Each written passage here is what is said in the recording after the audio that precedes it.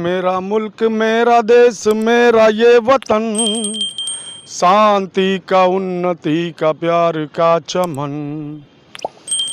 और देख लो हाथरस हो जाता है और रातों रात जला दी जाती है बेटी। ये जो अमृत महोत्सव है ये देश में पहली बार बलात्कारियों के लिए मनाया गया।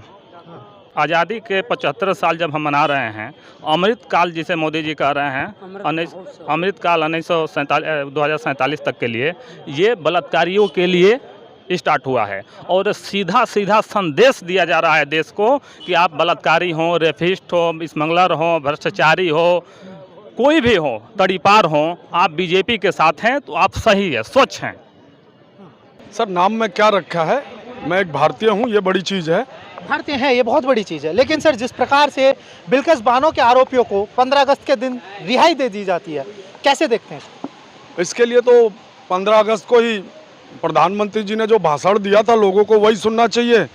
और अगर इस भाषण में उन्हें नहीं समझ में आता तो 15 अगस्त का भाषण लोगों को सुन लेना चाहिए। जब मोदी जी कहते हैं कि हम महिलाओं का सम्मान, महिलाओं को साथ लेके चलना चाहते हैं, ये भारत देश की आधी आबादी है, कोई हल्की चीज नहीं है महिलाएं। अगर जितनी हम पावर रखते हैं उतनी हमारी महिलाएं भी पावर रखती हैं हमारे देश की। तो जब मोदी जी लाल किले की प्राचीर से ये भाषण देते हैं तो क्या उस टाइम गुजरात सरकार को ये नहीं सोचना चाहिए कि सीबीआई कोर्ट ने जांच कर सजा दी, हाई कोर्ट ने, सुप्रीम कोर्ट ने वो जांच बरकरार रखी, उसके बाद गुजरात सरकार उन्हें बाइज्जत बरी कर देती है? कहाँ का न्याय है? सामूहिक दुष्कर्म किया है, उस औरत के परिवार के 11 लोगों की हत्या का भी केस, सामूहिक हत्याकांड भी उन्होंने करा है। किस केस में उन्हें बरी कर दिया? इसी केस में एक पत्रकार सद्दीक कप्पन जो हाथरस कांड के लिए रिपोर्टिंग करने जाते हैं, वो आज भी जेल में बंद है। जिन पर किसी तरह का कम से कम चार्ज, वो क्या रिपोर्टिंग करने गए, कोई रिपोर्टर को इस तरह बंद कर दिया जाता है? वो बरी नहीं होते। लेकिन सामूहिक दुष्कर्म करने वाले और सामूहिक हत्याकांड करने वाले को सरकार बाइज्जत बरी करती है। ये दोहरापन है। 10 कमेटी में से 5 बीजेपी के नेता हैं, उसमें एक का स्टेटमेंट आया है कि वो ब्राह्मण थे। तो सीधे सीधे कानून बना दीजिए कि ब्राह्मणों पे कोई एफआईआर नहीं होगा।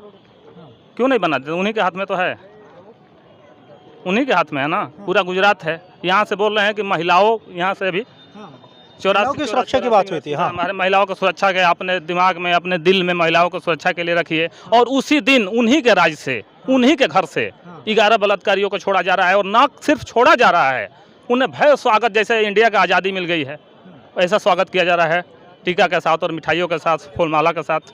इसे क्या कहेंगे हम? क्या कह सकते हैं? आप बताइए क्या कहें हम? जनता क्या करे?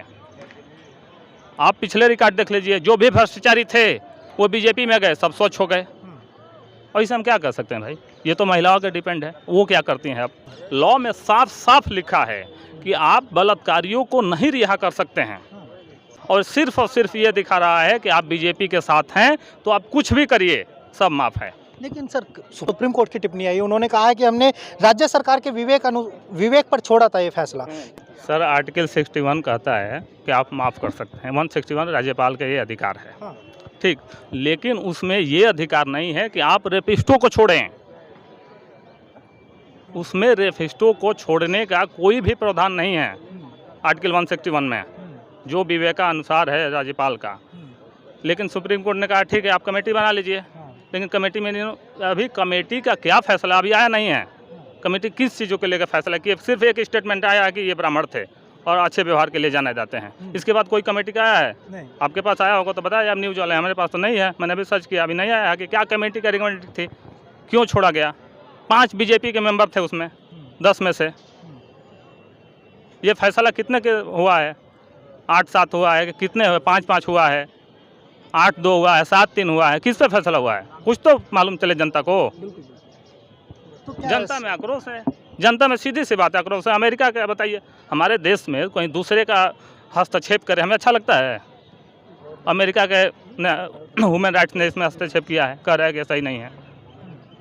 आप कह रहे हैं कि दुनिया हमारी तरफ देख रही है। दुनिया देख रही है, आपको पता था ना कि दुनिया देख रही है। जब दुनिया देख रही है, आज़ादी के दिन आप ऐसे मामलों को छोड़ रहे हैं, ये क्या सीधा संदेश है कि आप भ्रष्टाचारी हैं तब भी आज़ाद हैं अगर आप बीजेपी के साथ हैं, रेफिस्ट हैं तब भी आज़ाद हैं अगर आप बीजेपी के साथ हैं, आप भ्रष्टाचारी हैं तब भी आज़ाद हैं जब बीजेपी के साथ हैं, आप सब कुछ हैं तब भी आप सही अगर आप बीजेपी के साथ हैं।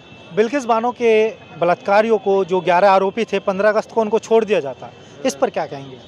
सर ये बिल्कुल गलत है। जैसे अब बलात्कारियों को छोड़ने को उनका और मनोबल और बलात्कार बढ़ेगा। बलात्कार बढ़ेगा? जी बढ़ेगा, जरूर बढ़ेगा। जैसे रेपिस्ट जब ऐसे छूटी जाएंगे बढ़ेगा नहीं तो क्या होगा।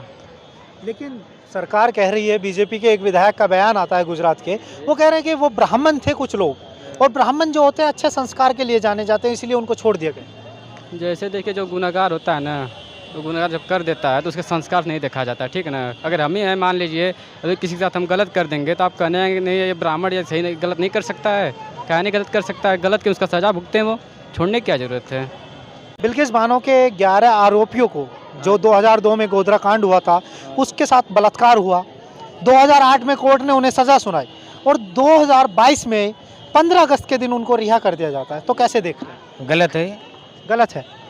लेकिन बीजेपी के एक विधायक हैं, वो कह रहे हैं कि ब्राह्मण, कुछ लोग उनमें जो आरोपी थे वो ब्राह्मण थे, और ब्राह्मण जो है अच्छे संस्कार के लिए जाने नहीं, अच्छे संस्कार के लिए आरोपी होता है। जाते। क्या नाम होगा सर? राजीव कुमार शाह। कहाँ के रहने वाले? मैं बिहार से हूँ। बिहार से हैं। राजीव जी, जिस प्रकार से देश अपना 15 अगस्त को 75वां आज़ादी दिवस अमृत महोत्सव के रूप में मना रहा था, वहीं दूसरी ओर गुजरात सरकार का एक फैसला आता है, वो बिल्किस बानो के आरोपियों को जेल से रिहा कर देते। कैसे देख रहे हैं?